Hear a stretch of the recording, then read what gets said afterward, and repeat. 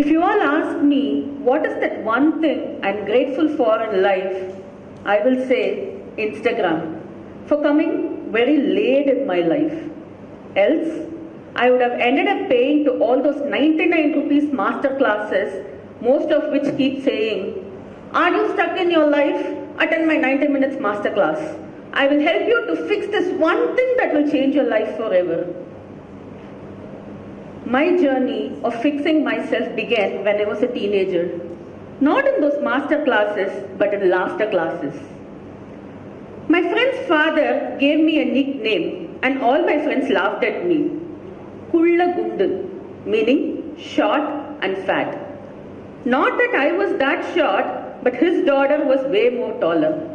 Not that I was that fat as a child, but his daughter was much thinner. But somehow I became the joke and all my friends laughed at me, and that was my laughter class number 1. I was 11 years old when my elder sister got married. All my cousins together along with the newlyweds, we went to the beach. Suddenly, my younger cousin started running towards the water. I went behind him, ran and then dragged him back to the sands of the beach. In my head, I had become a hero and I was expecting some appreciation. But to my surprise, my brother-in-law said, "Vaishali, stop running. You're making holes in the sands of the beach. People may even fall into it." That sounded like a joke and all my cousins laughed at me, and that became my laughter class number 2. In my growing years, there were many such laughter classes where the content was the same thing, my body weight, but the audiences were just different. Way back, I grew up in times where there were no WhatsApp statuses or Instagram stories that spoke about body positivity or mental health. I come from a generation where when 4 or more people tell you the same thing, it becomes your reality. And 3 out of those 4 will be your relatives. So I decided to fix myself. Because it was not just a nickname, it made people forget my real name. There were no holes in the sands of the beach, but there were holes punched in my confidence. And that's how my journey of fixing myself began. And I tried everything to lose weight. Gymming, fasting, dieting, but nothing helped. I skipped all my school reunions. I refused to dress up in college events like how you girls are doing it today. I always advocated on quotes like, "Appearance is deceptive, looks don't matter." It sounded very philosophical to my friends, but honestly, I was protecting my identity so that I will not become a joke again. Years passed. Things didn't change much after I started working. In corporates, we all have this t-shirt day, where they give you the same t-shirt to all of you. The last size is only XXL, there is no beyond that. And everybody wears that with a pair of jeans. But I wore it on top of salwar kameez. Not as fashion, but out of fear. Fear of being commented, fear of being joked, fear of my body weight becoming a joke again.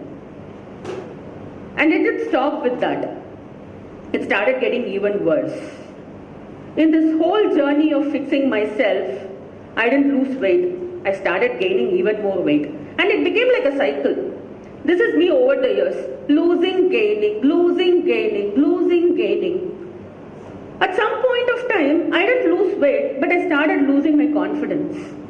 It felt as if losing weight is the ultimate purpose in my life, because I was continuously stuck in this loop of weight loss and body shaming. But somehow, life kept happening. Years later, I was at a conference in Mumbai, where I was the only woman wearing an oversized kurti. Not because I carried a unique style, because I feared my body weight will be judged if I wore a business formals. Looking at all other women there wearing business formals, I felt so small despite being so big. With all this mental battle in my head, I managed to deliver my presentation, which was actually a speech. Fortunately, things went well, and people appreciated me that I spoke well. Normally, when I do such presentations and give speeches, I get this common feedback from people. "Vaishali, you speak well, but if you lose weight, you will just become the best." But that day, it was different. Strangely, I could hear people only say, Vaishali, you spoke well, and nothing more. That night after I came back to Chennai, I ran to my house mirror and literally checked if something has changed in my body, especially my weight. Because this feeling itself was new to me, somebody saying that I just spoke well and nothing more. I sat on the couch of my living room and just thought about it. How come some people were able to look at me beyond my body weight and appreciate me for my performance, whereas that one individual, which is me, never tried to look at me beyond my weight and focus on my speech? That is when I asked myself, what am I trying to fix? My body weight or becoming a joke in that laughter classes? That is when it struck me that I was not driven by my body weight, I was driven by fear. The funny thing about fear is a hard worker. It will sleep after you, it will wake up before you, it will remind you of one negative comment that happened 15 years ago as if it happened yesterday and convince you that fixing yourself is the solution. That is when I realized to move forward in life, I had to convert my fear to a light worker from being a hard worker. In other words, it was me who had to look at myself beyond my body weight and stand up for my voice. When my focus slowly started shifting towards my voice, it reflected in my thinking, it reflected in my speaking. I slowly started finding my voice. When I started respecting my voice over my looks, ways started opening. I'm a technology professional and leader in one of the leading BFSI bank. But along with the tech career, I discovered public speaking. I found my passion in teaching and training. I was able to stand on stages not because I lost weight, but because I had lost my fear and I had stopped fixing myself. Body shaming didn't disappear overnight, but my focus on fixing that body shaming started to disappear.